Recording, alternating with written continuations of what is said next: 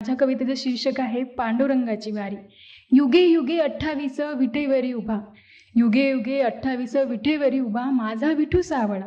भेटण्या तुझ मायबाप जीव आज कासा विसला. आकाशरूपी मंडप, आकाशरूपी मंडप, काळ्या धरणीची केली मी आसन. तुडवीत पाय वाट काट्या कुट्यांची, चरणी तुझ्या माझे लोटांगण. माऊली ध्यासमनी एकच, माऊली ध्यासमनी एकच, डोळा भरुनी तुझ्या दर्शनाचा. मुखी नाम हाती टाळ मृदुंग, नाद घुमधुमला तुझ्या जयघोषाचा.